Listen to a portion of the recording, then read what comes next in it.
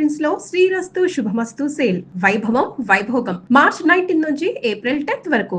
పూర్ణిమ prince లో కళ్యాణం కమనీయం సేల్స్. ప్రతి 15,000 కొనుగోలుపై ఒక గోల్డ్ కాయిన్ ఉచితం.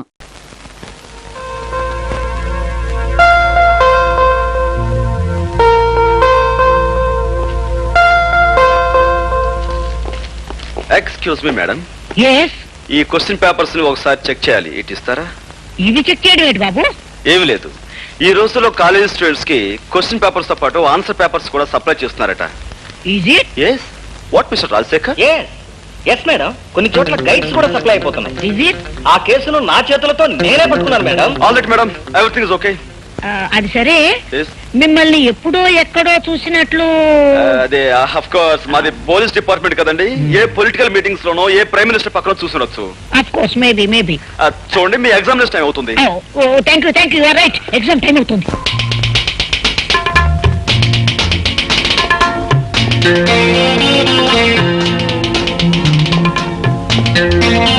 Hello madam. Hello. Hi miss, చాలా పట్టుదలతో ప్రాక్టికల్స్ చేస్తున్నారు. పాస్ అయిపోవాలని. కాక నీలాగా ప్రతి పనిలోనూ ఫెయిల్ అవడం ఫూల్ అవడం నాకు అలవాట్లేదు. బై ద వే, నిన్న బాటనీ పేపర్ బాగా రాశారా? బ్రహ్మాండంగా రాశాను. 75కు 75 వస్తాయి. గుడ్.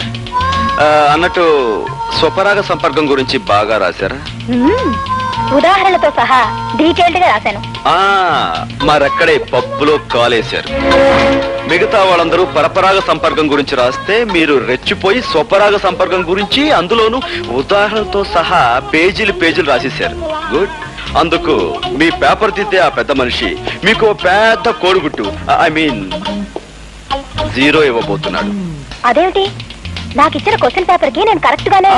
మీరు కరెక్ట్ గానే జవాబిచ్చారు మేడం. కాకపోతే ఆ ప్రశ్నాపత్రమే కరెక్ట్ కాదు. కారణం, అది మీకోసం ప్రత్యేకంగా నేను ప్రింట్ చేయించి. నువ్వు చెప్పేది నిజమా? అంతేకాదు, ఇప్పుడు మీరు శక్తి వంచన లేకుండా చేస్తున్న ఈ ప్రాక్టికల్స్ లో కూడా మీకు వచ్చే మార్కులు 25కు 0. కారణం, అది యాసిడ్ కాదు, స్వచ్ఛమైన మంచినీరు. అది కూడా మన ప్రతిభే. ఇవి నీళ్లు కావు, యాసిడ్. మై గాడ్, నా కళ్ళు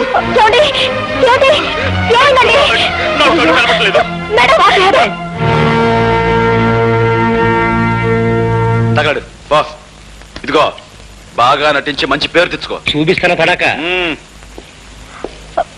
డాక్టర్, ఎలా ఉంది డాక్టర్? ఏమైంది డాక్టర్? అంటే పోయిందమ్మా. ఏం పోయింది? చూపు పోయింది. My God. అది కాన్సన్ట్రేటెడ్ యాసిడ్ కాకపోవడం వల్ల మొహం మాత్రం కాలిపోకుండా మిగిలింది. అది అదృష్టం అని చెప్పాలి. అంటే అతనికి ఇంకా చూపొచ్చే మార్గమే లేదా? ఓ 15 రోజుల్లో ఢిల్లీ నుంచి డాక్టర్ ధైర్యం అని ఐ స్పెషలిస్ట్ ఒకతను వస్తున్నాడు. ధైర్యం వస్తే భయం లేదు. అతనికి చూపు వస్తున్న ధైర్యం నాకుందమ్మా. అతను ఒకసారి చూడొచ్చా? వెళ్ళమ్మా, ఆ భాగ్యం ఓదార్చు. వెళ్ళు.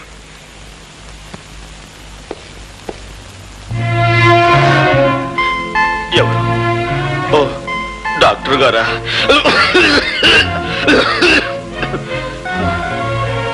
డాక్టర్, ఈ సమయంలో నాకేమనిపిస్తుందో తెలుసా?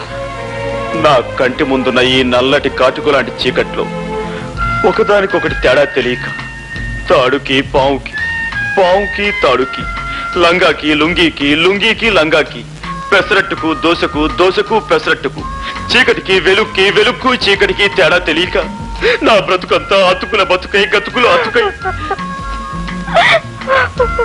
డాక్టర్, మీరు వెక్కెక్కి ఏడుస్తున్నారు. ఇదేం డాక్టర్, ఉందా లేదా అన్నట్లుగా ఉందేమిటి మీ నడు? నేను రేఖని, నన్ను మన్నించండి. ఇందులో మీ తప్పే ఉందండి. ఆ భగవంతుడు నన్ను చీకట్లో బ్రతకమని నోట్బుక్ లో రాసినట్టుగా నా నుదుటి మీద రాశాడు. విధి బలీయమైంది, ఎవరేం చేయగలరు? ఏది ఏమైనా నీ చూపు పోవడానికి కారణం నేను. నాకు ఏ శిక్ష విధించినా తప్పు లేదు. రేఖ, అలా అనకండి. చూపు పోయినందుకు నేనేమీ బాధపడటం లేదు. కాకపోతే చూడలేని నన్ను నా కన్న వాళ్ళు చూడటం జరిగితే వాళ్ళు గుండె పగిలి చస్తారు. అలా జరిగినాడు నేను గుండె పగిలి చస్తాను. ఈ గుండె పగిలే కార్యక్రమాలు తలుచుకుంటూ ఉంటే ఇప్పుడే నా గుండె. చూడండి, ఒక 15 రోజుల్లో ఐ స్పెషలిస్ట్ వస్తున్నారట. ఆయన కళ్ళ ఆపరేషన్ చేసి మీకు తప్పకుండా చూపు తెప్పిస్తారు. అంతవరకు నేను ఇంటికి వెళ్ళలేను, ఈ హాస్పిటల్ వాతావరణంలోనూ ఉండలేను. ఇప్పుడు నేను ఎలా? ఇక్కడ నా స్నేహితురాలు ఇల్లు ఒకటి ఉంది. ఆమె ప్రస్తుతం ఊళ్ళో లేదు, అక్కడ ఉందరు గాని. కానీ రేఖ, ఈ కళ్ళు లేని కబోది ఒంటరిగా ఆ ఇంట్లో ఎలా ఉండగలడు, ఎలా బ్రతకగలడు, ఎలా జీవించగలడు? గోపి గారు, జరిగిన తప్పుకు కారకురాల్ని నేను. కనుక మీకు చూపొచ్చే వరకు మీకు తోడుగా ఉండి మిమ్మల్ని భద్రంగా నేను చూసుకుంటాను. రేఖ, నువ్వు ఐఎమ్ సారీ రేఖ, నీ చేతులు అనుకుని అక్కడ చేయి వేశాను. తీరా వేసాక తెలిసింది నేను ఎక్కడ వేశాను. తప్పుగా అనుకోవు కదా? అనుకోండి. రేఖ, నువ్వు నిజంగా దేవతవి. రండి వెళదాం.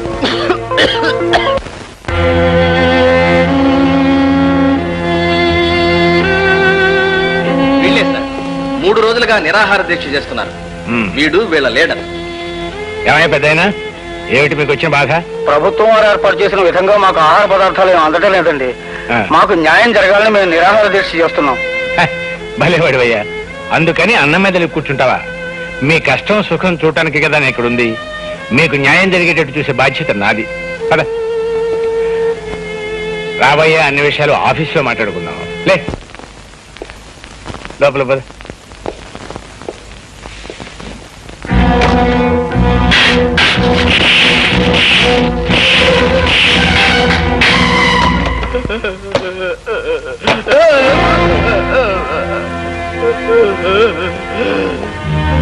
మీరు మనుషుల పశువుల? ఏమిటది? రక్తం వచ్చేలా కొడతారా? అనవసరంగా అభండాలు వేయకు. అతను లోపల తీసుకువెళ్ళాం. శాంతంగా జరిగింది ఏమిటి అని ప్రశ్నిస్తున్నాను. భయపడిపోయాడు, నోటి వెంట రక్తం వచ్చింది. ఈ విషయం ఇప్పుడే ప్రభుత్వానికి రిపోర్ట్ చేస్తాను. నీకు సాక్ష్యాలు ఆధారాలు ఏమైనా ఉన్నాయా?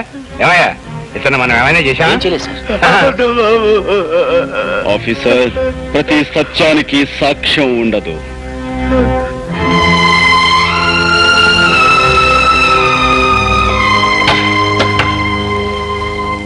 నువ్వు నీ అబ్బకే పుట్టావంటానికి సాక్ష్యం ఉందా ఆఫీసర్?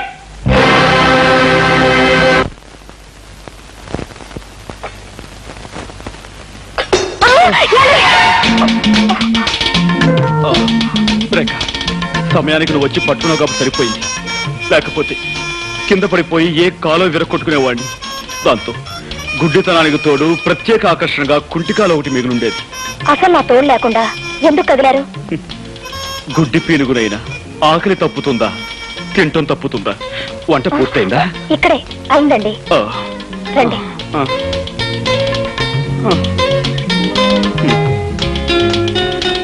అయ్యో, గుడ్డి వధవని మళ్ళీ కిందతో పడేశాను. అయ్యో ప్లీజ్ మీరు కదలకండి, నేను అన్నం కలిపి పెడతాను. రేఖ, నీకు చాలా శ్రమిస్తున్నాను. నువ్వు నాకు ముద్దలు కలిపి పెడుతున్నావు, పట్టుకు నడిపిస్తున్నావు, స్నానం చేయిస్తున్నావు, తల దూవుతున్నావు. ఇవన్నీ నీ చేత. ఇంకెన్నాళ్ళు? 4 రోజులేగా. అంతేనంటావా? దేవతలంటే నీ నీడలో నా జీవితాంతం గడపవలసి వచ్చిన సంతోషమే. ఏమిటది? నేను నొక్కుతుంది బుక్క? అవునండి. గుడ్డి వేధవని ఏం చేస్తున్నానో నాకే తెలియటం లేదు. ఐఎమ్ సారీ అండి. పర్వాలేదండి. పర్వాలేదంటారా? అన్నం తినండి.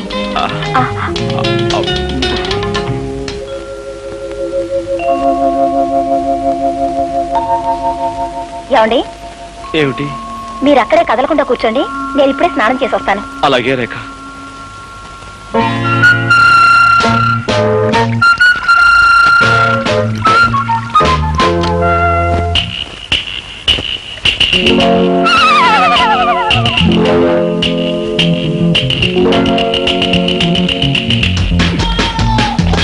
అయ్యో, నన్ను రక్షించండి, నన్ను కాపాడండి. ఏమండి?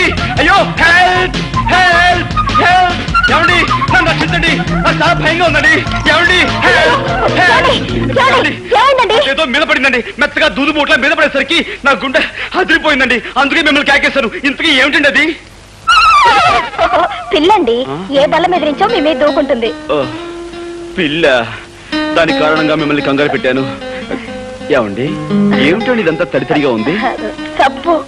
సబ్బా అంటే మీరు సగం స్థానంలో ఉండగా పిలిచానా? అయ్యో, మిమ్మల్ని చాలా ఇబ్బంది పెట్టాను. ఐఎమ్ సారీ రేఖ. పర్వాలేదండి. గుడ్డి కళ్ళు గుడ్డివైనా సబ్బు పడితే మండుతాయి కదా. అమ్మా, సబ్బు పడి కళ్ళు మండుతున్నాయి. ఏమండి? సారీ, ఇదో కళ్ళు కడుగుతాను. అలాగేనండి.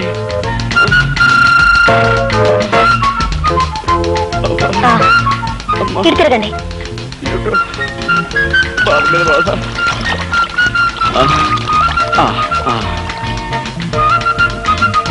అది షాంపూ అండి. ఏమండి, మీరు తలంటి పోసుకోలేదా? లేదండి. అయ్యో, ఇదేమిటండి? శ్రావణ శుక్రవారం పూట ఆడపిల్లలు తలంటి పోసుకోపోవడం ఏమిటి? ఉండండి. వద్దండి, వద్దు. ఏమండి, ఒక గుడ్డివాణ్ణి తీసుకొచ్చి మీరు ఇన్ని సేవలు చేస్తున్నారే, అలాంటి మీకు కనీసం ఇదైనా చేయనియండి. ఇలా చేసైనా సరే మీ రుణం తీర్చుకోనివ్వండి. ఏమండి, ఈ కళ్ళు లేని కబోదు గురించి మీరు సంకోచిస్తున్నారా? ప్లీజ్ ఎక్కడైనా సెటిల్ అవ్వండి. రండి. ఏమండి? Thank you.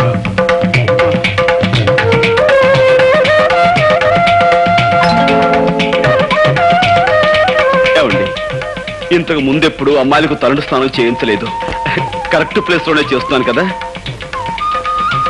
ఏమండి, మీరు చారల టవల్ కట్టుకున్నట్టున్నారే, అదే ఆకుపచ్చ, పసుపచ్చ, తెల్ల చారలది. ఇదేమిటండి, పిన్నిస్లా ఉంది? బుజ్జిముండా, పందెం కాసి నన్ను 3 సార్లు వెర్రి వెధం చేస్తావా? ఏ తండ్రి కూతురుతో చెప్పుకోలేని నా ఛాలెంజ్ ఏమిటో తెలుసా? నీకు ఈ విధంగా తలంటు స్నానం చేయించడం. అంటే మీకు అంత కనిపిస్తుందా? ఆహా, ఇన్నాళ్ళు అన్ని 3D ఎఫెక్ట్ లో చూస్తూనే ఉన్నాను.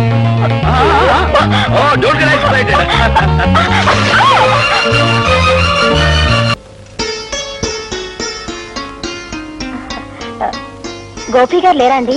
లేడమ్మా. నువ్వెవరు? నేనా? నేను అతను స్నేహితుడు. చిచి, అతను నాకు స్నేహితురాలు. చిచి కాదండి, అతను నాకు పరిచయస్తుడు.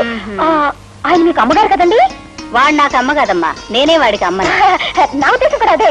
నమస్కారం అండి, కూర్చోండి. మీకోసమే ఇది తెచ్చానండి, కూర్చోండి. సంతోషం అమ్మా. ఇంతకీ ఆయన ఎక్కడికి వెళ్ళారండి? వచ్చే వారం వాడి పెళ్లి కదమ్మా, అందుకని కొత్త బట్టలు కొనుక్కుని ప్రెస్ నుంచి శుభలేఖలు తీసుకొద్దామని వెళ్ళాడు. గోపికి పెళ్ళా? ఏమ్మా అలా అడుగుతున్నావు?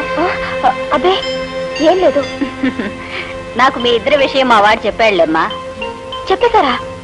అంతా చెప్పేశారా? ఆహా, అంతా చెప్పాడు. తాను ఛాలెంజ్ చేసిన సంగతి, బాత్రూమ్ లో తలంచిన సంగతి, మీరిద్దరు ప్రేమించుకున్న సంగతి అంతా చెప్పేశారా? వాడు చెప్పలేదమ్మా, ఇప్పుడు నువ్వే చెప్పావు. ఏమిటండి మీరు అనేది? పోలీస్ ఆఫీసర్ తల్లిని ఎదట వాళ్ళ నుంచి నిజం రాపట్టడం నాకంత కష్టమేం కాదు. ఇంతకీ నీ పేరేమిటమ్మా? రేఖ. ఆహా, మీ నాన్నగారు ఏం చేస్తారు? జైలు సూపరింటెండెంట్ జగన్నాథం గారే మా నాన్నగారు. జగన్నాథం కూతురువా నువ్వు? ఏమిటి అలా అడుగుతున్నారు? అబే ఏం లేదమ్మా. ఎందుకమ్మా నిజం దాచాలని ప్రయత్నిస్తావు? బాబు, నేను ఇప్పుడే జగన్నాథం గారి దగ్గర నుంచి వస్తున్నాను. ఆయన నాకంతా చెప్పారు. అంతా చెప్పేశాడా? ఆహా, అంతా చెప్పేశారు. చేతులెత్తి దండం పెట్టినా, న్యాయం చేయమని దీనంగా ప్రార్థించిన, కేవలం సాక్ష్యాధారాలు లేవంటూ పట్టించుకోని సంగతి, నిర్దాక్షిణ్యంగా వెళ్ళగొట్టిన విషయం నీతో చెప్పేశాడా? ఆయన చెప్పలేదమ్మా, ఇప్పుడు నువ్వే చెప్పావు. పోలీస్ ఆఫీసర్ని అవతల వారి నుంచి నిజం రాబట్టడం నాకు పెద్ద కష్టం కాదమ్మా. నాకు ప్రమోషన్ వచ్చే సంగతి నీకు చెబుదామని వచ్చాను. కానీ ఇప్పుడు నీకు న్యాయం చేయని వ్యక్తిని ముందుకొచ్చి చేతులు జోడించి దయచూపని ప్రార్థించేలా చేస్తాను. వద్దు బాబు. రేఖ, నాతో రా.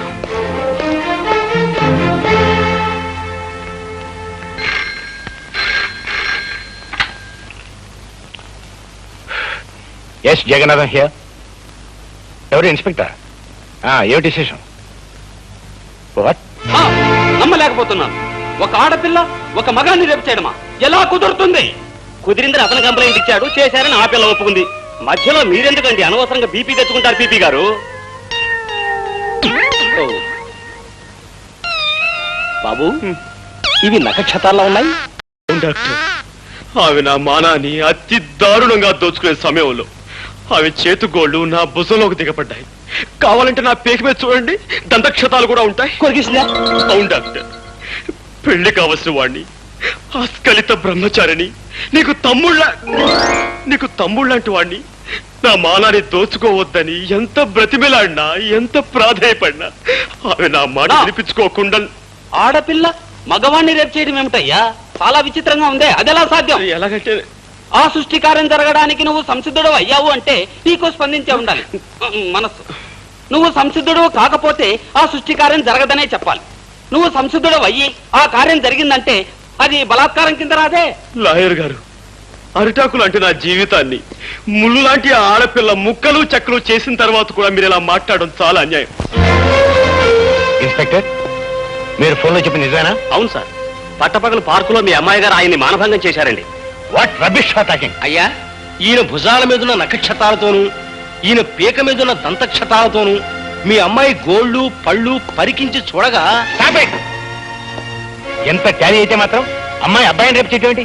సార్, పీకే నాలాంటి పెళ్లికి ఎదిగిన కొడుకుండి వాడు అతి దారుణంగా బలాత్కరించబడి ఉంటే అప్పుడు మీకు తెలిసొచ్చేదండి.